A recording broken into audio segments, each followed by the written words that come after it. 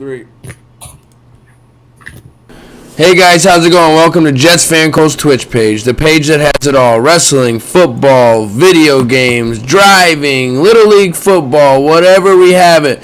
We'll drop content daily, 7 days a week. This next episode is brought to you by Jets Fan Cole Twitch page. Enjoy. Let me know what you think. Tell your friends. I appreciate it. Thank you.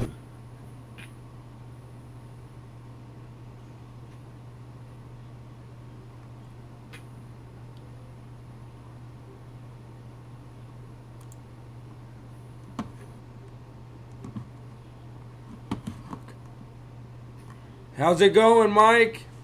Hey everybody, it's Mike Messier.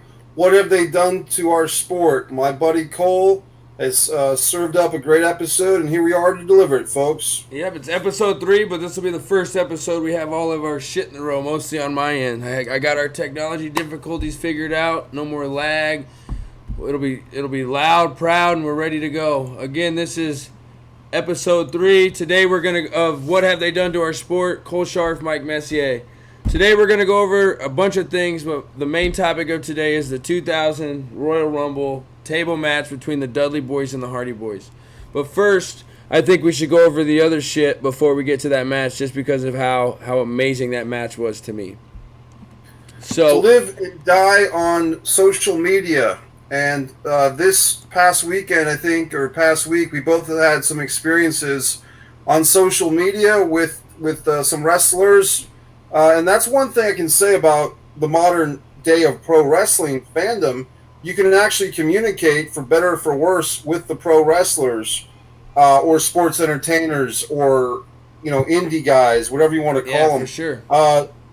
Cody, the wrestler formerly known as Cody Rhodes, or Cody, and myself got into it a little bit. Also got into it with an independent wrestling promoter who recently featured Joey Ryan, and even Joey Ryan chimed in. So that's what I've got on deck on my end. What about you, Cole? Yeah, I got into it. I mean, I didn't personally get into it with Eric Bischoff, but I was taking shots at it. I listen to 83 Weeks every episode, and I mean, I'm not gonna lie, it's a good listen, but it's the same thing. I don't remember, I don't recall unless it puts them over. But I still listen to it. It gets me through 2 hours worth of work. So I'll give him that. It's entertaining. I just wish he'd be more forthfront. So I'd always call him out on Twitter. I'd be like, "Oh, do you not recall this either? Do you not recall that?" Like just yesterday, he asked what people are looking forward to, or what blah blah blah. And I was like, "Well, something you're not going to recall again, you know." And then somebody replied to my comment to Bischoff, and he ignored my tweet and retweeted the guy's reply. And so just like that, I'm like, so I know he saw it. I know he saw what I said. So at least I have that, and like I'll keep chipping at him until he blocks me, because like I said, it's a good listen, but to not recall anything that unless it puts you over is ridiculous. What was the gist of the response? Do you remember the gist of the person who responded that Bischoff retweeted? Yeah, it went along the lines of me going about, because I said something about Vince Russo as well, and so that's what the reply was about, was this guy bashing Russo, and then I said something like, well, the ratings didn't lie. The ratings were always number one. You know, wherever Vince was, the ratings were higher than when he took over. You know what I mean? And so this one guy was like, well, he's killed, blah blah blah. So we went back and forth for a while. I can't remember which tweet he picked out to. Because I brought up Stone Cold and The Rock, and I was like, I said Stone Cold and The Rock, they were great characters, etc. etc. And he put the characters in the right spots. And then I was like, Stone Cold Steve Austin's characters changed, and The Rock's characters changed from when they first started wrestling into when they got into their prime in the WWE or WWF at the time. And he's like, well, Vince Russo didn't change Stone Cold Steve Austin. Vince Russo didn't change The Rock. And I'm like, oh, I didn't say he did. I just said those characters are different, and he knew how to use those characters and put them in the right position and drove the ratings. You know what I mean? And I think he replied the thing about how he tried to make it look like I was wrong in saying that Vince Russo turned Austin into Austin and The Rock into The Rock. You try to put words in your mouth and make it seem like you were marking out for Russo to the extent of saying that Russo created these guys, which, Vince Russo will give credit, obviously, to The Rock and Stone Cold. But honestly, Stone Cold would never have been the success in WCW he was in the WWF in the mid to late 90s, because that opportunity didn't exist, because Hogan, Savage, and a few years later, Piper, a few years later, of course, Sting, Luger, all those guys are hogging up those main event spots. So Steve Austin went to the right place at the right time. Exactly. And it all worked out for the best. I actually said that. I was like, didn't Eric Bischoff fire Stone Cold Steve Austin, one of the greatest professional wrestlers of all time, and Eric Bischoff fired him. So I mean, what does that say? But I've heard Bischoff's side of that story where he basically said that Steve Austin, was injured, but they still wanted Austin to come in for a TV taping. He had Tony Schiavone call Austin's house. And Austin's wife at the time, whichever one it was, basically said that Steve wasn't around, but then Schiavone could hear Austin in the background telling her not to let Schiavone know that he was there. And so when Schiavone, being the good worker and had to answer to his boss, responded to Bischoff, "Where's Austin?" He told him that story. That's when Bischoff said, well, if this guy doesn't have the courtesy to pick up the phone and talk to Tony Schiavone representing WCW, I don't have the courtesy to fire him in person over a beer. I've been listening to Bischoff's anecdotes as well. I'm on episode 3, the Bret Hart episode, and you're right, Cole. It is very frustrating. Conrad Thompson's a great guy, and he's really made a niche for himself with his podcasts. But you're right. Some of these guys, Schiavone and Bischoff especially, not so much Bruce Pritchard, but Schiavone and Bischoff really do play that selective memory game. So it really is one of those things where the selective memory game is good, but we all have time on our hands. Yep. And if we want to spend our time listening to guys say they can't remember and I can't recall, that only goes so far. You're a smart guy. I'm a smart guy. A lot of people who might be watching this probably know exactly what we're talking about because they're in on the joke. They love wrestling like we do. But my advice to guys, even guys who, not to cost us viewers, but at some point we've all got to put wrestling in its proper perspective because there's a whole world of information out there. We can listen to, the news. We could listen to podcasts about making music. I belong to a website called Masterclass, Cole, which is a pay website, but it's got classes with Steph Curry about basketball. It's got classes for electronic music, for acting with Samuel Jackson, and Christina Aguilera does a singing class. So just the other day, man, I did a video called Turn the Channel. When you've had enough wrestling for the week or for the day, you've got to turn that channel. That's just a healthy thing for anybody. Yes, sir. Yes, sir. So now, go ahead. No, go ahead. What were you going to say? Well, I got some things on my mind, man, and I know we've got some tweets, and see, when I grew up, there was not tweets. Just so everybody knows, I got a couple pictures set up, so whenever you want me to pop those up, I can click it, and then they'll see those pictures instead of our faces. Well, I got in. Okay, so I'll tell you when I got into a conflict, and it was by my own doing. I got into a conflict on Twitter. I want to say last Friday night. I think it was the first. It was like a Game 7 or one of these playoff games, NHL, NBA, and I got into an online conflict, and I mentioned Cody because Cody Rhodes, and it wasn't out of disrespect to either him or his father. And, I mean, I'm not trying to say anything that's not true. I've loved Dusty Rhodes, the character. I never met the guy. But, I mean, Dusty Rhodes, the American Dream, when I was a kid, I mean, people thought I looked like him. You know what I mean? Yeah, so why would I disrespect Dusty Rhodes? I wouldn't. But what I wanted to raise the issue with Cody and Meltzer because someone had gone on Dave Meltzer's thread and posted another Vince Russo thing. And if people are wondering, why do I defend Vince Russo? Why do I care? It's because the guy gave me a break. He put me on his show for an hour when he didn't have to. Yes, sir. And that's why you and I are here, Cole, directly because Vince Russo saw something in me that a lot of these pro wrestling guys haven't, okay? Yep. So that's why when someone's my friend, whether it's you or Vince Russo or people that I know here in my home state, I will fucking defend them. And I don't care I don't kiss anybody's ring. Yeah. Okay, Cody Rhodes, I don't kiss your ring. I don't care if that's a gimmick or if you really have bought into your own ego. I don't kiss anybody's fucking ring. So the point of the matter is this. I put on a tweet on Dave Meltzer's thread, and what I found online at the wee hours of the morning, 3:30, 4 in the morning, was a YouTube video that I didn't create. Someone else created it. And it was Dusty Rhodes in, I believe, 1986, I think, doing a Superstation TBS Saturday Night promo where he basically infers that Tully Blanchard left Baby Doll to be with J.J. Dillon in a sexual fashion, okay? So at the time, in 1986, this was no big deal. I mean, the fans do a little gasp, a little hoot and holler, but the culture of the time in the 80s was you can make a vague gay joke or a homophobia reference, whatever you want to call it, that Dusty did. It was a different era. It was a different time. And so it wasn't like Dusty came out and said a bunch of horrendous things about homosexuals or he went into graphic detail. It wasn't like that.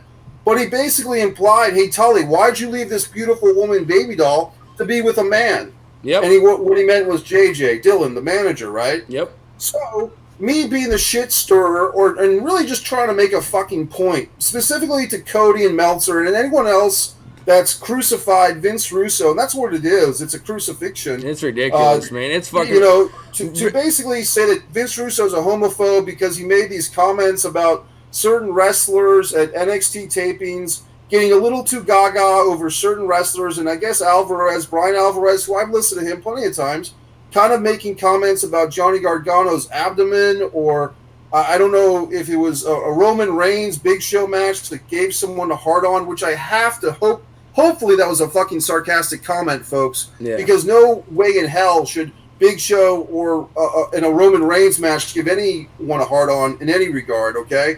Even metaphorically. Exactly. But for Cody to blackball, and that's what it was. It was a systematic blackballing. It's called fucking with somebody's business. When you call StarCast Cody Rhodes and you say, take off Vince Russo because we don't want him at our show at All In, the sister promotion of StarCast, Cody, guess what you're doing? You're blackballing a guy that's been involved in the business since 1992. Now, you might want to sugarcoat it and say that the fans told you to do so, and all these fucking fans on Twitter told you to do so, and it's just the fans we're listening to. Well, guess what, Cody? You're a promoter now. Put on your big boy promoter pants. You want to be the next Vince McMahon, the next Eddie Graham, the next Vern Gagne? Well, it starts now. Start showing some fucking integrity. You don't have to listen to the whim of every fucking fan, whether it's me or a bunch of anti-Vince Russo fans or a bunch of Vince Russo fans. If you wanted to blackball the guy, then do it. But now you've done it, you're being very open about it, and now, for whatever the fuck it's worth, you're hearing the other side of the coin. The other side of the coin, Cody Rhodes, is, I don't like bullies. I don't like people that tell people to kiss their ring. Whether that's a gimmick or not, that's a lame gimmick. So, Cody, guess what? You're a grown man, you're running your show, you've sold out 10,000 fucking seats, and congratulations. You're doing good things in wrestling. But don't fucking let it get to your head, and don't think you can blackball a friend of Mike Messier and fucking walk from it, bro. That's not the way I play this game, and that's what I have to say about it. Now we can show the tweets. The ones I got up now is Cody Rhodes replying to you, saying, I don't think anything about him, I don't know him, or his work. I fielded the complaints I got. I don't know. I do know, however, that the fans this morning decided bringing my dead dad up and then comparing what he did in a fictional world to a guy's fucking podcast actually happened. So that's that fan was me. Yeah, see, the thing is, keep going. Yeah, he's replying to you what you just described, what you posted to him, and I was gonna chime in on that because isn't Vince Russo a fucking performer and entertainer on his podcasts? Isn't that what he does? You think Vince Russo's that, out hyped up, that fucking, that I know he's real on his shit, but it's turned up 10 degrees, 10 miles an hour. You know what I mean? Because he's entertaining us. He's doing shit like that. So wouldn't that be the exact same thing as Dusty Rhodes fucking being a character, doing the same shit? That's the exact same thing. Have you gotten to the tweet? Well, the thing is, Cole, you and I know it's the exact same thing. But the convenient morality of Cody Rhodes is that it's different. The convenient morality is that, well, Vince Russo's just some guy that I don't know, but my fans don't like him, so now I'm going to get a pop from my fans and piss on Vince Russo's career and his legacy and throw out the homophobic thing. But if Mike Messier from wherever the fuck brings up this Dusty Rhodes promo that I probably watched in 1986, Cody, and you weren't born yet. Let's just face facts. That's not an insult either way. If anything, that's a compliment to you because you're younger, so you got more life to live. But the point of the fucking matter is this. Dusty Rhodes said something that was, in the same vein of what Vince Russo said. Cody's point, and I can take both sides of the fucking argument, Cody, because I'm an educated fucking guy, is that, well, Vince Russo's not a character like my dad was. Well, guess what? Vince Russo was WCW champion, whether you like it or not, whether I like it or not. He was WCW champion as an on-screen character. Vince Russo was an on-screen character going back to, 94, 95 in WCW? Yep. I'm sorry, WWF, on that fucking Livewire thing that he showed up for the first time on TV. So the point of the fucking matter is this. Cody Rhodes at one point says, I'm obsessed with wrestling, something to the effect of, I'm obsessed with wrestling and I don't know much about Vince Russo. Well, guess what, Cody? If you were so obsessed with pro wrestling, you know about Vince Russo because he's part of the fabric of the sport, whether you like it or you don't like it, pal. Exactly, and he did a lot with your brother, and like you said, he did a lot with Goldust. You can read his book. I actually in the last chapter of his book right now, but he goes over a story he did with Goldust. He said him and Goldust were really close. Shit, I think he even said Goldust showed him his wiener. So I mean, they were. I'm almost 90% sure he said that. So I hope I'm not wrong there, but I'm willing to put money on it that he said it. So they had to have some kind of relationship, and you're gonna tell me you have no idea who he is? That just don't make no fucking sense. So No, it doesn't. It's just like you fucked up. You used the wrong word. Say you're sorry for using the wrong word. I don't want this guy at my event. Bam! It's that fucking simple. Instead of beating around the bush, acting like you don't know somebody who contributed so much to the business that his ratings still haven't been beat. So, go ahead. Well, and I didn't mean to cut you off, but also Don Tony, okay, another guy that I've never met, who's a podcaster, and he does this show with Kevin Castle that I've listened to. If I sent you the tweet that Don Tony did, a very diplomatic tweet where he just kind of stated the fact, like, hey, he actually addressed the fucking promo that I shared, and Don Tony had a really kind of balanced response. Is this it right here? Homophobia is hate and disdain towards gays, which Goldust wasn't doing and Vince Russo doesn't have. Many wrestlers have been caught using a homophobic slur not because they hate gays, but to maximize the insult towards a presumed homosexual male. Still not right, though. Is that the one you're talking about?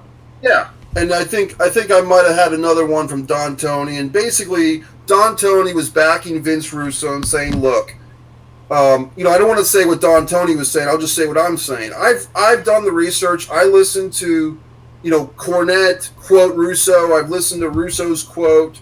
And look, a lot of this stuff is, in the passion of the moment, the tone of voice, the context. Hey, speaking of Eric fucking Bischoff, context is king, right? Yep. 83 weeks. I've been listening to it. Yep. Context is king. So the point of the fucking matter is this, and it's just my goddamned opinion, and Cody Rhodes, I have nothing against this guy. In fact, I'm proud of him. Does that make any sense? No, I've never met the guy. But as a fan of his father's work and his brother, okay? Yep. And a friend of mine is a fucking cyber friend or whatever the fuck of Dustin Rhodes, and I've got a lot of respect for the whole family. They've been through a lot. I'm not here to piss on Cody Rhodes or his family by any means.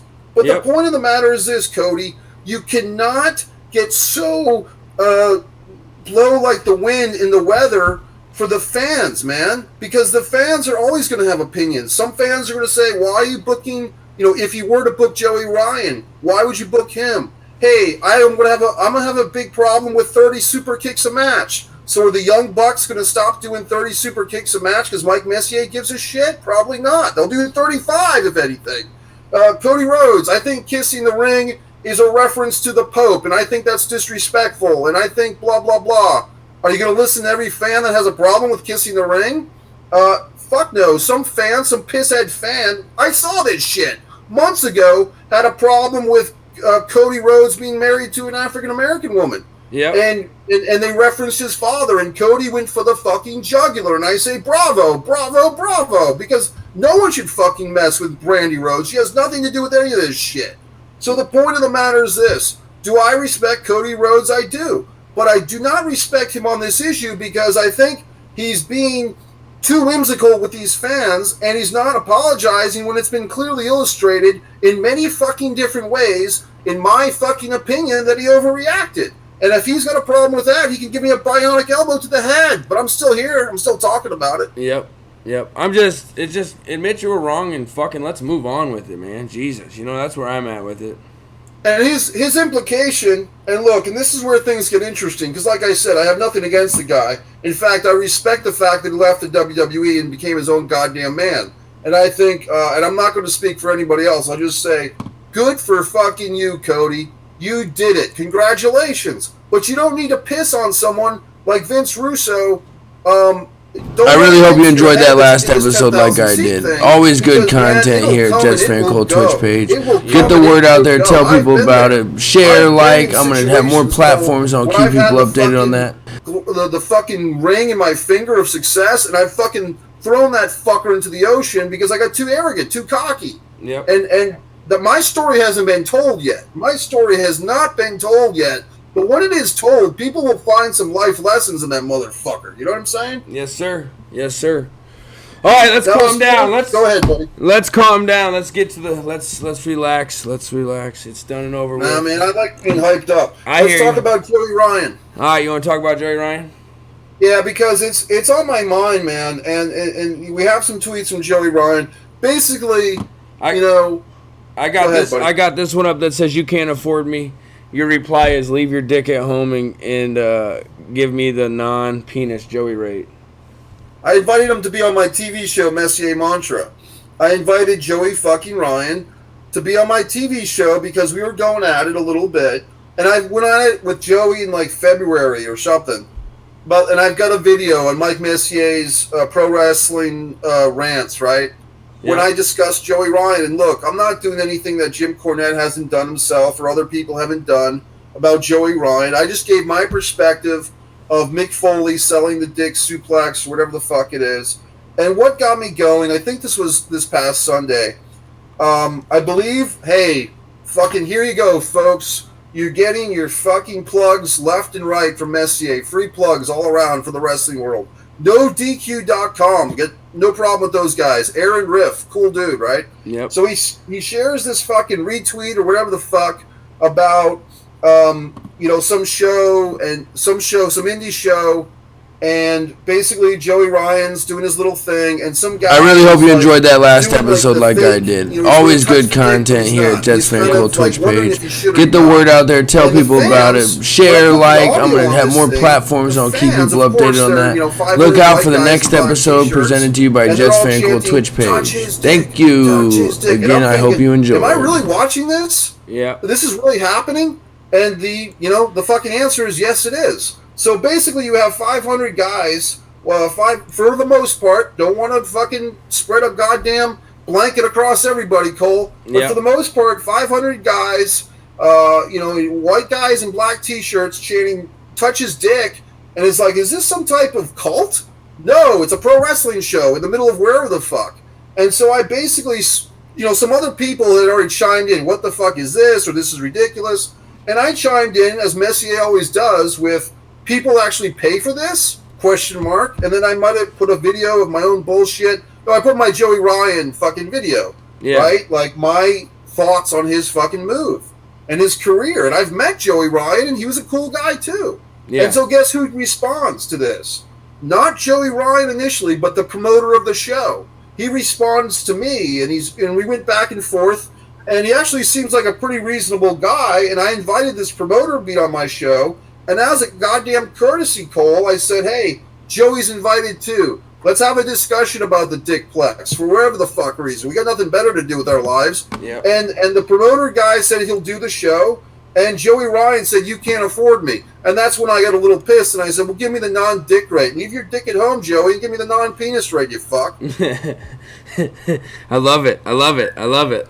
So to live and die on Twitter. I mean, let's face facts, Cole. Back in the 70s, people went out and got laid. Now we sit at home and do Twitter all night. What the fuck? Exactly, man. And I mean, I'm on Twitter a lot when I'm on the shitter at work, whatever. I'm always trying to start shit and stir shit up on Twitter. Like controversy sells, man. Controversy sells. Well, the thing is this, bro. I'm like a fucking vessel of steam that hasn't been released on the world. And when my fucking fire smokes this joint, and this is not some type of biblical thing or some type of whatever the fuck thing, but when my opinions are heard by a great audience, then they're going to realize they should have hired me they, being goddamn WWE, should have hired me when they had the fucking chance. Because now my fucking lightning bolt's going to be felt, and some truths are going to be heard in this fucking world about fucking pro wrestling and other topics as well. Yeah, I mean, if I had money, I'd start my own wrestling promotion and fucking make it like Rocky Mountain Pro. Rocky Mountain Pro will be live on Twitch June 3rd, first episode. Vince Russo's writing that. Also, point that I want to make, sorry, this is kind of off base, but Vince Russo, out of Jim Cornette and Eric Bischoff, and nobody knows him, is the only one that's writing television wrestling out of the three. I just want to put that out there. It's kind of a crazy fact for somebody who don't know shit and hasn't done anything to be still writing wrestling TV at the age of 57 while Bischoff is doing podcasts and Cornette's doing podcasts and nothing else. Well, that's a great point. And, one thing I heard on the Jim Cornette podcast, because I listen to these things when I'm driving around, man. Yep. I'll be honest with you. I drive a lot. They get me through work. I listen to these podcasts. And Cornette was saying something to the effect of, the fans give Cornette a hard time because they're like, hey, you're always complaining about everybody breaking kayfabe, but don't you do that every time you do a podcast? And Cornette's response is, well, yeah, whatever the fuck, but now we're past the point of no return. And I guess my anger, Cole, comes from, if you did show that one clip from Cody or that tweet from Cody where he basically said something to the effect of, my dad was a fictional character in a fictional war with a fictional opponent in a fictional show. And it's like, well, wait a minute. If that's all true, Cody Rhodes, how come you're using the Twitter name Cody Rhodes? If your dad was so fictional with the Dusty Rhodes name, why aren't you using Cody Runnels, my friend? Exactly. Figure that one out. Exactly. That's what I mean. It's so hypocritical and so fucking ass backwards. Well, these wrestlers, look, I like wrestlers. I've met a lot. I've worked with a lot. Kevin Nash I've worked with. Even Raven. That's a great story. We'll talk someday. Me and Raven working together on a film that didn't get to fruition because of me, okay? My fault as the director, the producer. But these wrestlers are very fun people. They're like rock stars meet athletes. They're hilarious. They're fun. But the thing is, they do have egos. And you can talk to any wrestler, and they should admit that they do have egos. And it can be a little trying. And I'll say this, to give the wrestlers a break. I once met a UFC fighter. I once did interviews with Randy Couture, Nate Quarry, and Mike Quick. Mike Quick, I think was his name. Yeah, I know who you're talking about. Yeah. And of the three, guess who had the biggest ego, at least in his few minutes with me? Who? Nate Quarry. Really? Because Nate Quarry was just like a year out of The Ultimate Fighter. This is going back to like 2005 when I met him. And Nate was cool. He wasn't a jerk or anything. He did the interview with me. But he did say something that always stuck with me. Like, he had a title fight coming up in a few months. And he mentioned it, and I said, oh, when's your title fight going to be? And Nate said something to the effect of, oh, you don't watch the news very much, do you? And I didn't argue with him, but I was thinking, Cole, are you fucking kidding me? Your title fight for an Ultimate Fighter Championship is the news? That's not the news, bro. That's your career, and that's the UFC deal, but that's not reality. You know what I mean? Yep. So these guys have egos, is my point. No offense to Nate Quarry. I think he lost that fight by knockout, by the way. Well, speaking Randy Couture was a great guy. He did a great interview with me. Swick was a nice guy, but his interview was so flat. I mean, no offense to him. All right, let me ask you a question. You think CM Punk's going to win his fight? Oh, my God. Did they have him fighting like a jabroni, like a UFC equivalent of a jobber? Is that the gimmick? They're having him fight the guy who Mickey Gale lost to, the guy who beat him the first time.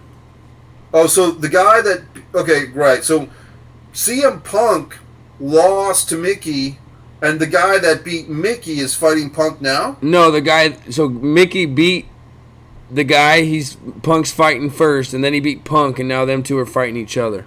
Okay, so he's beating another also-ran. Yeah. Did those two guys... Has the other guy that Punk's fighting this time, has he fought again ever since? I don't think so. I think they're both 0-1. Well, let's put it this way. It's a business move from Dana White's perspective. Yep. Dana White did not, have Dave Batista fight MMA when he had the chance. I believe Batista fought for CES MMA right out of Rhode Island, where I'm from. And I've even interviewed the promoter of CES MMA, Jimmy Birchfield, great guy, who promoted Dave Batista's, one of his fights at least, that Dave won. I think a thing that Dana is smart, hey, look, he needs the goddamn money too. Not that he needs it, but he wants it. Or whoever owns UFC now. So the move is like, hey, look, if Punk is going to do this shit, why should we let some second or third tier promotion get the money from a CM Punk fight? If he wins or loses, why not host it on our show so we get the money? And I know that Joe Rogan was critical of that fight. I believe it was Joe Rogan critical of that fight or one of those guys. And my basic opinion is people want to see it. They want access to see it. There's money to be made. Yep. And I don't think it's smart for Punk to be doing this, but if he wants to do it, I'm not going to stop him or whatever. I'm not going to pay to watch it, though. I'll probably pay. My brother's a huge UFC mark, so I'll probably pay to watch. I probably won't pay, but I'll probably watch it. I think he'll show up at All In, though, as well. But when's that Punk UFC fight? 225, I believe it's like next week or like June 6th, maybe. I don't know for sure, but it's coming up. I'm pretty sure it's our next pay-per-view. I'll be honest with you, Cole. I'd rather see AJ Lee back in a wrestling ring than Punk doing anything. You ain't kidding there, man. I do like Punk, but I'd rather see AJ Lee doing something as well. I'd rather see Punk in a wrestling ring, to be honest with you. Why don't you think Punk has ever done Impact or New Japan? I think Punk will be at All In. Okay. I think Punk makes his wrestling return at All In. Well, I mean, look, I've got nothing against CM Punk. I think he. Now, if he shows up at All In Chicago, that fucking roof will blow off that goddamn building, dude. Yeah, because he's from Chicago and they love him. And even now, 6-7 years or whatever it's been since he was last on WWE programming, every time they go to Chicago and even other cities, they chant you hear CM Punk chants. And that's what you call being fucking over, you know? Yeah. Oh, even still, you're still hearing it. But not as much. When he first left, oh my God, it was every Raw. They had to figure out a way to fucking cut the audio out and shit because they were just chanting CM Punk for 3 hours straight. Yep. All right. Let me get back to this Joey Ryan thing real quick. The Joey Ryan thing, there was a fan, and this is part of the problem with Twitter, because I had established some communication with Cody, and then a couple of days later with this promoter who's promoting, the Joey Ryan match, and I'm fine with that or whatever. I mean, I'll definitely host that guy, that promoter, on the Messier Mantra. If he wants to come on, I'll talk to him about wrestling. He says he's a wrestling historian. Let's have a discussion. No big deal. But the thing was, there was another Twitter user who was kind of interfering with my tweets with these guys and kind of stirring the pot. And, first on Cody, he said he used the term checkmate. And then this guy hopped in with my thing on Joey Ryan, and he said, this other guy, wasn't Joey, wasn't the promoter, it was this other Twitter user that said, Joey Ryan is awesome. I love wrestling, but it's a silly sport, or wrestling's a silly sport. Joey Ryan, and Joey liked this tweet, but in the tweet was wrestling is a silly sport. Do I look fucking silly to you guys? Maybe I fucking do, but my tone of voice should show you, or should represent, that when you're talking about friendships and mislabeling people in a world full of labels, do we really need to label a 57-year-old guy, Vince Russo, who's worked with Goldust, who's got a transgender person on his podcast? Do we really need to mislabel Vince Russo, who's raising a family and he's got his own issues like we all do? Do we need to cause his life a little bit of hell, Cody? Well, and my point is, no, we don't. So that was my point in bringing up the Dusty video, was not just to fuck with Cody, but to say, hey, look, here's an example of how things can be taken out of context. And Joey Ryan's a different animal. What Joey Ryan's doing, and one of these wrestling fans who likes Joey Ryan shared with me the Joey Ryan video of how he started this whole Dickplex thing, or the fucking dick spot. And is it funny? Yeah, it's funny. But it's funny in like a Saturday Night Live type of way. Like, this is something I watched on Kids in the Hall 20 years ago or whatever the fuck. Yeah. But for him to go around the country and tour bars and fucking restaurants and have people chant "touch my dick," I'm sorry, Joey Ryan. That's not exactly Flair versus Race in the cage at Starrcade 83 Thanksgiving night in the fucking Greensboro Coliseum.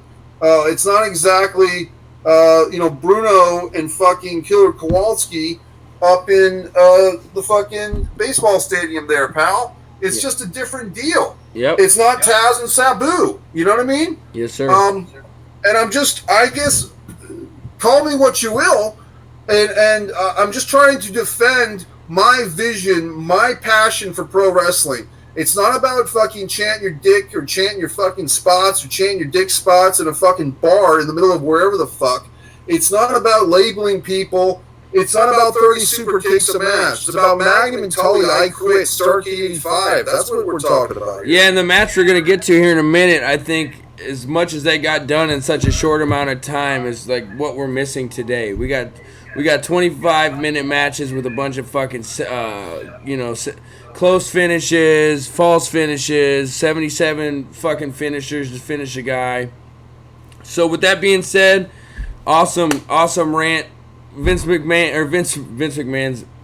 Russo does not deserve what he got, but he's moved on. So let's leave the all-in shit in the past. Blame Vince, exactly. Blame Vince for the highest ratings ever.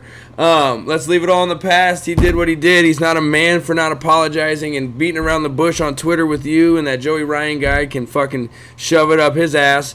And let's fucking get to this match. I've been so pumped since I watched it about 2 hours ago. I wanted to watch it closer to the show so it was fresh on my mind. I still took notes, but I still wanted to be close to my mind. So we're going over the Royal Rumble 2000 match, the Dudley Boys versus the Hardy Boys. And I'm going to just go over the bullet points I have, and then we'll break it down, from there and shit like that. Cool. Fuck, Bubba Ray Dudley took 4 vicious fucking chair shots to the dome piece. I mean, boom, right on his fucking skull, dude. Like, just think. And then what's crazy to that, what I double up that with, is JR uses the word concussion. He's like, Bubba Ray's got to have a concussion. And I'm like, wait a minute. So the concussion lawsuit kind of went out of the window all quick, and nobody can sue for concussions.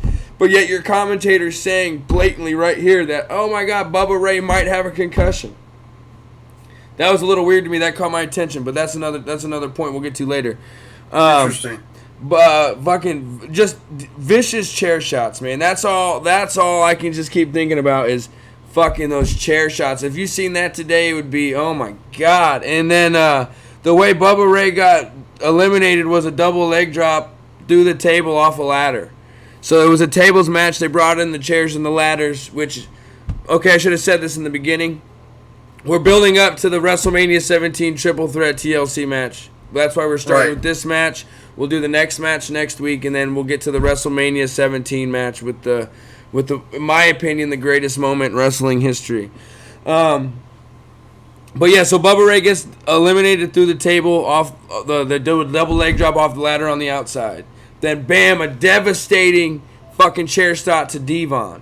Just bow, dude, like you could hear it thud. And meanwhile, the crowd's chanting, holy shit, holy shit. Like, it brought me back to the good days of wrestling just watching the first 5 minutes of this match, man. It was just, granted, I don't think they could ever do that today, and it was probably dumb for them to beat the shit out of each other with chairs like that, but there's no reason they couldn't take those table spots in pay-per-view and big matches. Sure. Yeah, and so then there was a powerbomb off the turnbuckle through the table on the steps to eliminate Matt Hardy. So now it leaves Jeff and Devon, but Matt and Bubba Ray stay in the match. Then they did the what's it called, the Concherico, where they hit with Concherico. Yeah, on Matt, or Devon and Bubba did it to Matt, and fuck, man, like God, just all those chair shots, just bang, and the commentating was amazing. JR and the King, nobody's better in my opinion. And then Bubba Ray falls off the top of the arena, like ramp, concrete area, through 3 tables, or maybe it was 4 tables, through 4 tables, and then of course my man Jeff Hardy does a swanton off the tables to beat Devon to win the match. It's And a great match. It was go ahead. Just the intensity. The Yep. word that comes to mind is intensity. Yes, sir. It was super. Like you, and that you don't see that today, man. They went out there to try and steal the fucking show, and that's exactly what they did. That is exactly what they did, and they stole. They were the biggest match of the night, even over the Royal Rumble, in my opinion. Yes. It was just the way they put their bodies on the line, and again, I don't think that they should put their bodies on the line like that to that degree. But at the same time, there was no false finishes in that match. Granted, there couldn't be because, it's a fucking table match, so I guess I shouldn't have said that. But you know what I'm saying? Like, if he hit that swanton off of that balcony and landed and it wasn't a table match, he would have got the 1-2-3 pin. There wouldn't have been a kick out and then pop. There was selling. Selling was fucking huge in that match. You don't see that at all anymore. When Bubba Ray took that first chair shot, he sold it. He sold it. He went down. He stumbled. He got up. He was stumbling. He fucking sold the chair shot. He didn't take a chair shot and then turn around and super kick somebody. Like, that's, to me, it's like, you watch that match. How do you not understand what's missing with wrestling today? Intensity is the word. Exactly, yes. And you had four guys, and it goes back to, if I'm pointing you properly, fucking ECW, man. Like, at the time, these guys, Sabu and Taz, and the Dudleys were on the undercard of that show on April 13th, 1997. That picture right there, I took that photograph. Nice. And, yes, and if you're advancing almost 3 years to the Royal Rumble 2000, the Dudleys finally get their break after, like, if you look at the Dudleys, man, they've done so much, but their body of work in ECW alone would be enough for people to remember them, 20 years later. Yep. Then they went over to fucking WWF, and I wouldn't say they started from, scratch, but pretty close. And did you notice that Bubba Ray did his stuttering gimmick before that match started? Yep. Well, in ECW, he had stopped using the stuttering gimmick for quite some time. So when they brought him over to WWF, they had him do the stuttering gimmick for a while. They did drop some of the things of the Dudleys group that I liked. For instance, Sign Guy Dudley and Joel Gertner, who was their special ring announcer in ECW. But the Dudleys had to get over quick, and the way they did was with help from guys like the Hardys. And as we'll see as we continue the series, the Edge and Christian team, and what those guys did over the course of almost maybe more than 2 years. All three of those teams, and some other great teams were in the mix as well, but those three were really central to that tag team division of the WWF in the late 90s, early 2000s. That was just tremendous. Yeah, I'm getting excited. I'm glad you liked that match. I'm getting excited just even thinking about that WrestleMania 17. Like I said, that's whenever I talk to people who've never watched wrestling or anything like that, that's what I always go to. And then to go back and watch this match, to watch it build up again and watch that build up is going to be fucking amazing. I can't. Maybe we should just, like we compared those, let's just fucking whatever match comes to our mind after this, let's just continue to fucking just pick apart random parts and random shit, because this is kind of a good time for me, so. Well, did you? I guess to keep it to switch the dial back, and I'll just say my experience this week, Cole, because I knew that we were going to take on different topics. Look, breaking the fourth wall, folks. If you enjoy this podcast, if you enjoy Cole and I talking wrestling, and please be communicative. Send a message to Cole, send a message to Mike Messier through MikeMessier.com. Or Twitter, or Twitter. Go ahead. I'm saying, or send a message to either one of us on Twitter. Right. Mikey Messier and Cole, what's your Twitter handle, Cole? At Cole Sharf. Right. So, folks, be interactive with us. Look, we're just a couple of guys giving our opinions. I'm very fucking opinionated. I don't give a shit anymore. I've hit the point, Cole, in my life where I don't care. My opinions are going to fly for a while. Yep. So if people find my opinions, your opinions interesting and informative, we're giving a different bent. We're doing video. A lot of wrestling podcasts just do, audio. We're doing video, too. We're not afraid to show our fucking faces. Exactly. So if people want to fucking hear what we have to say, don't hold on to this show like a miser. Retweet that son of a bitch. Share that motherfucker. Get this thing out there. Tell a fucking friend. Let's get. I mean, we're going to be on YouTube. We're going to be on Twitch, and we got an audio only version on SoundCloud. So we finally, like I said, I had technical difficulties the first couple weeks. We're fucking rolling now. We ain't got no lag. We're fucking recording on all cylinders. We're live on Twitch right now. So I'll upload to YouTube after this. Right after we get offline, I'll upload it to YouTube. But yeah, like I said, we're gonna go over. We went over this match today. We're gonna go over the next match in this series, and eventually get to WrestleMania 17, and that's gonna be amazing. But this match, I'm gonna look at my notes one more time, see if I missed anything. I'm just stuck on those fucking chair shots, man. Those chair shots were just, oh my god, like I don't know how they didn't knock each other out, man. I'm sure it happened every once in a while, but Bubba took like 4 of them some bitches in the first 6 minutes of that match, just bop, bop, bop, and I'm just like, oh my god, man, if that happened today, the world would fucking shit bricks, dude. Well, folks, you don't hear this type of enthusiasm for today's, quote, wrestling product, quote. You just don't. And what we're referring to is Royal Rumble 2000, Devon and Bubba Ray against Matt and Jeff Hardy. And I'll say this, it's nice to know, and this is very serious, all 4 of those guys are still healthy, or at least, for the most part, they're still healthy, they're happy, they're still involved in wrestling. Bubba Ray, I mean, they've all had great careers, and Edge and Christian, if you throw them in the mix, and of course we know Edge had to retire a little bit early, but even he had a full career, really, you know what I mean? And now he's making money acting, so he ain't fucking, it's not like, And he's got a beautiful wife and a wonderful child, from what I understand. So, and all those guys, I'm gonna just say something real quick. Sorry to cut you off, but man, I haven't been this excited about a wrestling match in fucking so long, man. It feels good to be passionate about wrestling again, if you know what I'm saying. I do, because what I want to share with anyone that's watching this right now, and a lot of people, look, there's so many podcasts that just we did this ourselves, and we're trying to do things differently. There's so many podcasts that gripe and groan about the state of the business, the state of the WWE, Raw and SmackDown review. Look, I get it. I listen to those shows too. I enjoy, What Culture or whatever the fuck. All those guys, Simon, clapping his hands, and the British guys, and there's so many wrestling podcasts that I listen to. We have to do something different, everybody. And one of the things we want to do with what have they done to our sport? First of all, check the word sport, okay? It is a sport. Yep. And second of all, we do want to kind of represent things that they used to do that maybe they could still do now or start doing again. Maybe the approach could take some lessons from the past. Because, Cole, as you're enjoying this match from 18 years ago, over 18 years ago, with such enthusiasm and such enjoyment of the intensity, any wrestling fan out there, whether you use the WWE Network or you use a stack of 500 DVDs or you go finding eBay, Craigslist, whatever, to get yourself some wrestling VHS, find yourself some old school shit in a word, or in 3 words, old school shit.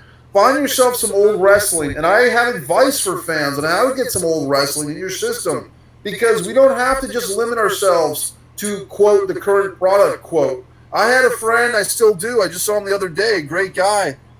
And when we used to hang out together, I would say, hey, man, you want to watch this old wrestling tape? And he was always confused by that, because he said, what do you mean? I said, I get all these DVDs, you want to, or VHS, you want to watch some wrestling? He never watched old wrestling stuff. He never watched like a tape or a DVD of something that happened a year before or 6 months before. Yep. He would only watch what was current, like what was on. Yep. And it was mind-blowing to me, because me as a fan, I always want to watch something that happened before, even if I know the results, even if I've already seen the match. I've had so many parts of my life, Cole, where late-night wrestling watching on VHS or DVD, I don't give a shit if I've seen the match before. I want to see it again. I want to see how these wrestlers did things in different eras. I just ordered a bunch of fucking I can't even say who I got it from. Bootleg, Blu-ray, fucking hardcore, world-class David Von Erich stuff, man. And I'm so psyched to watch that stuff. Yeah, man. Like I haven't been this pumped up about a match in so long, man. I'm gonna be honest. I'm gonna do something I probably shouldn't do, but because if everybody out there should know, this started out as we were gonna do a review show, and Mike was like, "Nah, fuck that. We're gonna do this," and I'm glad he did, because it's way better doing this. Because like you said, it's so many review shows out there. But I didn't watch SmackDown or Raw this week, and I didn't. That's fine. And I didn't even care. You know what I mean? I used to make it a religion, like I said in the past, to be home fucking 8 minutes before it started so I wouldn't miss a fucking thing.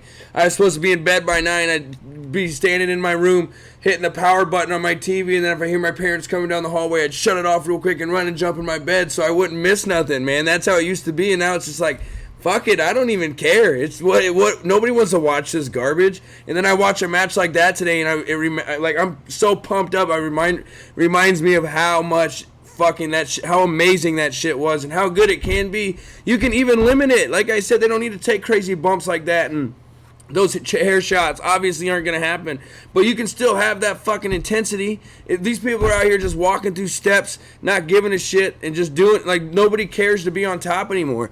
Those guys, those tag teams were fighting to be the best tag team. Regardless if they had the belts or not written into who they were going to be, they were fighting to be the best tag team.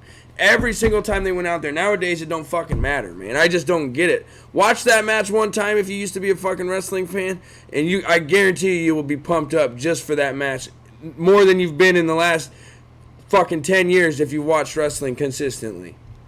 And that show, you said that match stole the show. That show also had Taz making his WWF debut at Madison Square Garden against Kurt Angle. It had the street fight, I think, Cactus Jack and Triple H. It had the Rumble. I mean, it had. I mean, we talk about the women's revolution or evolution. You had like a women's bikini contest with Jerry the King and the Cat and all this stuff, Mae Young. So it's just a thing, Cole, where I remember those days. And back then, you know, we just had the very beginnings of the internet really doing all this stuff, you know. But back then, the fans weren't so critical of WWF because WWF was actually good.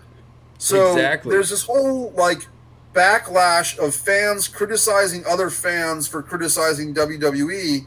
But my opinion is, guess what, folks? The current product is not that good. So I'll never criticize a fan for criticizing WWE in its current state anyway, because the WWE deserves to be criticized. And now what I'm finding with these Joey Ryans and their dick spots and these Codys and his labels on my buddy Vince Russo, I'm finding that I'm not seeing anything on the independent scene that hasn't hooked me yet. Yep. If someone out there is an independent wrestling promoter and you've got some legitimate pro wrestling that you think that I would like, you can contact Mike Messier. I got you one right here, Rocky Mountain Pro, bro. Check it out. Rocky Mountain Pro, man. Check it out. I'm telling you right now, Vince has got his hands on it, so it's going to be good. Go ahead.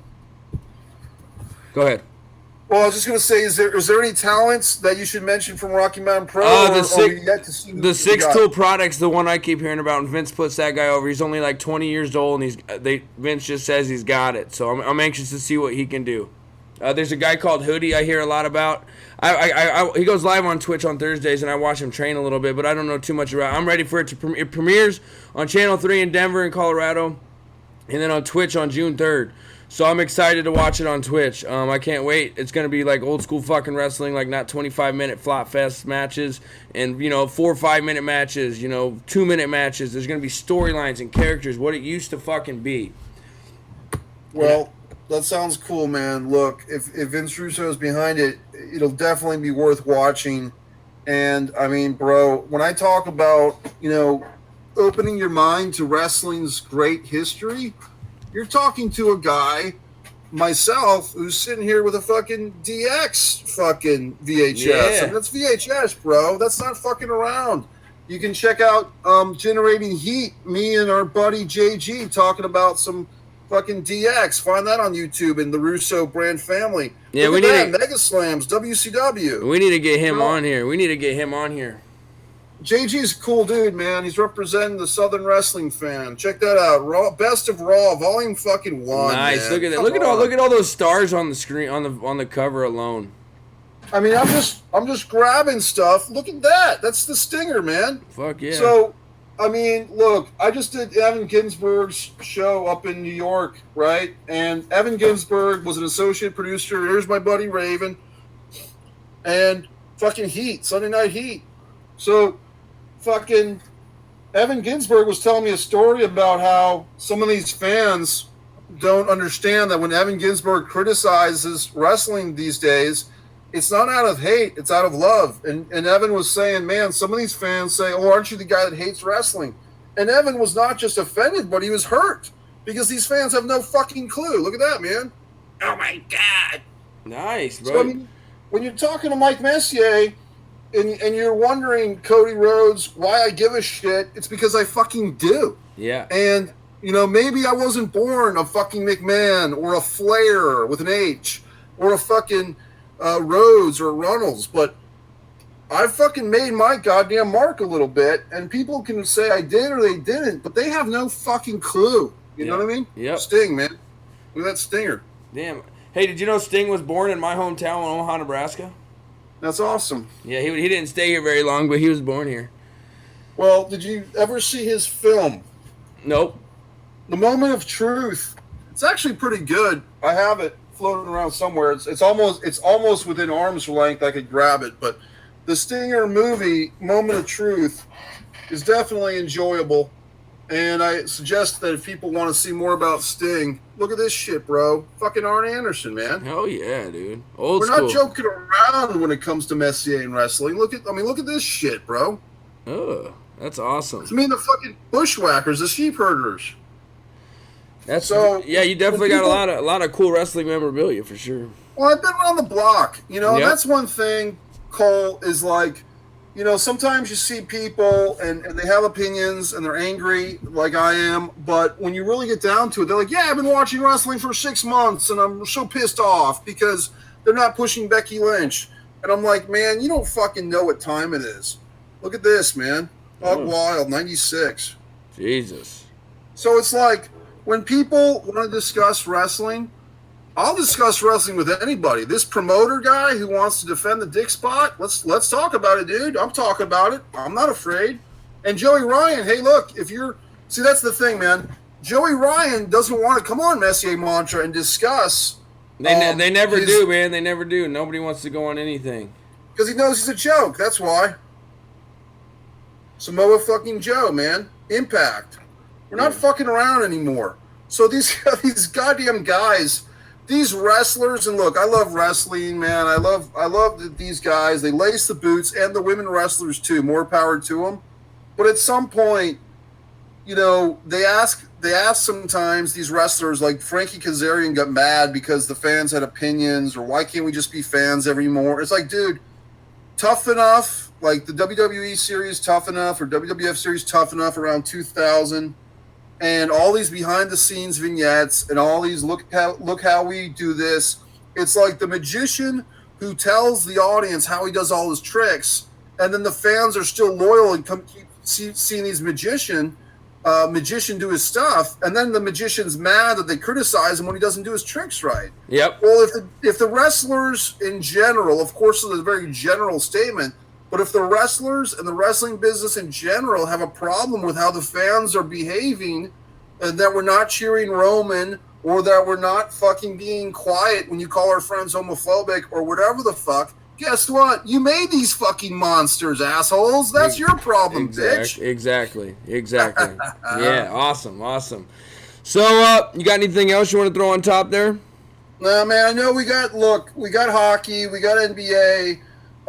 You know, as far as other events, Roseanne Let's go Barr Capitals. made a fucking big idiot out of herself. Oh yeah, I wanted to bring that up. Roseanne, Mike and Cole will entertain people on ABC Network. Put Messier Mantra. Put what have they done to our sport? Put us on Roseanne's spot. As far as I know, Roseanne has no link to pro wrestling, other than, you know, she's a Trump supporter and McMahon's a Trump supporter, and that's all I fucking know.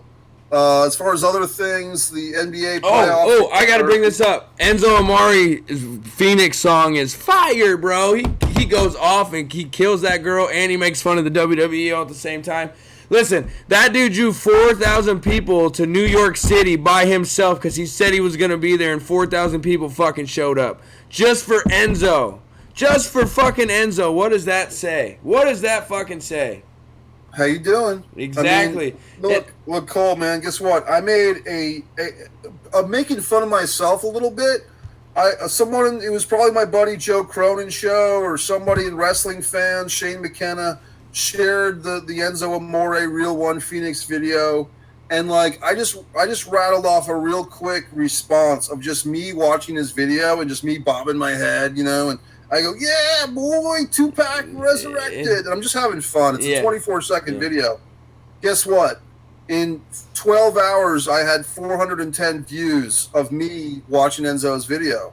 Nice. So that's pretty hardcore because... Fuck yeah. Let's get 410 views on this motherfucker. Well, definitely. And you know what? The thing is, Enzo had a connection to the fans that a lot of wrestlers in the last 5, 10, 15 years don't. You could even make a point at his peak, and this is maybe a controversial take, was Enzo more popular than John Cena?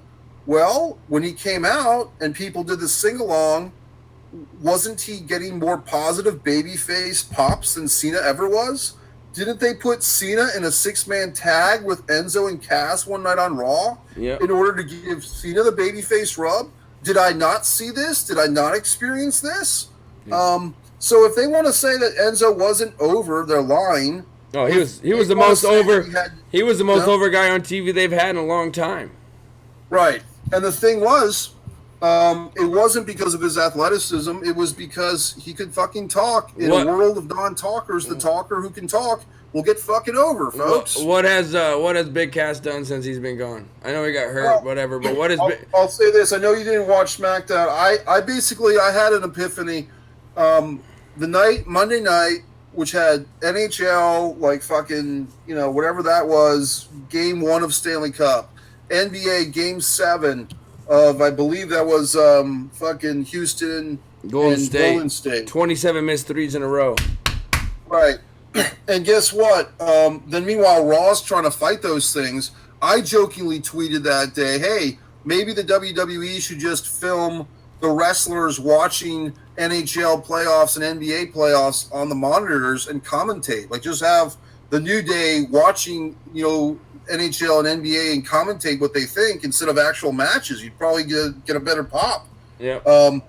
But anyway, my thing was I saw the Nia Jax Ronda segment. Guess what? It was actually pretty good. Yeah. Nia Jax and Ronda's segment was pretty good. Well, guess what? It was a good segment, but in the back of my fucking Mike Messier mind, the fact that they ruin it from the get-go when Ronda put her head on Nia's shoulder and cuddled up to her at that press conference. I mean, you can't dig out of that. Yeah. And what else happened on Raw? Who the fuck knows? They did a bunch of qualifying matches. I guess people were happy that Kevin Owens did commentary. I've met Kevin Owens. He's a cool guy. But on SmackDown, I did find myself watching SmackDown because a friend of mine in Pittsburgh told me that I should watch it. I did watch SmackDown. I zipped through some of the shit, but it looked like a pretty good show. Big Cass came out on a crutch, and the whole gimmick was they kayfabed a fucking injury. Like, Big Cass did not have a legitimate leg injury. It was all a work. So they actually did work us in this day and age. Cass fought Samoa Joe. I guess Cass, got the ladder victory, whatever the fuck, or maybe Joe did. I can't remember. But I think Daniel Bryan got pinned for the qualifier. I can't remember. I don't think the Iconics were on, which was too bad because they're kind of over. I read something real quick that said that because of their merch sales, they're about to get a big push from the WWE. They should. I think they're great. I mean, look, the Iconics, I believe, are gorgeous women who can talk, and there's nothing wrong with that. Hell no. Nope. So, I had a blast today. I'm so glad we got our technology issues figured out. We finally set up fucking good. I'm in the Sports Corner. That's why the YouTube page is called the Sports Corner, because this is how it all started, was with this. I'll probably make some adjustments, but I want to thank you, Mike, for your time again, as always. Next Wednesday, we'll do the second match of the Hardys and whoever the Hardys are. I can't remember. You know the second match. I don't know the second match. Yeah, I think we're going to advance to, I believe, WrestleMania 2000. So we're still a year out from WrestleMania 2001. But WrestleMania 2000, it's a ladder match. I believe it's a 3-team ladder match. The Hardys versus the Dudleys versus Edge and Christian. And we still have... It's a great feud. So we'll check it. If people want to watch in advance, check out that Royal Rumble 2000. Check out fucking WrestleMania 2000. And then if you really want to go back, go to the Edge and Christian versus Hardys TIT, Terry Invitational Tournament. Terry Runnels, there's that family again. You know, the former wife of Dustin Runnels, Dustin Rhodes, Cody's brother. And all you had to do was call Vince Russo, Cody. We wouldn't have these issues. But check out the TIT Tournament 1999. The winners get the services of fucking Terry Runnels. But, man, it's been great, Cole. I know we went over time. But for all the fans that hung with us, thank you so much. Be sure to fucking share this. Retweet it. Tell your fucking friends, hey, these people are insane. Watch the show. Exactly. Like I said, and we'll have an audio version on SoundCloud. I'll get that link out there. I got to figure out how to get the link to the page. I'll make a tweet with this Twitch link, YouTube link, and SoundCloud link, and I'll put it on your page and my page. Also, YouTube, The Sports Corner, Twitch, Jets Fan Cole. Thank you guys very much. I had a blast. This was our best episode. No technology kinks. Fucking perfect vision, perfect sound. Getting comments on our live Twitch feed. We got 8 comments. We had up to 6 viewers live, so that's awesome for our first time finally getting this shit together. Give a shout out to those viewers. Just rattle off their names so we know we appreciate them. Rob's one, the real CC, and the other 2. The comments went away. Okay, well, for the comments that went away, people, we thank you very much. Thank you very much. Thank you. Put the word out there. Share it. I appreciate it. I'm saying bye. Mike's saying bye. We'll see you guys next week. Watch match.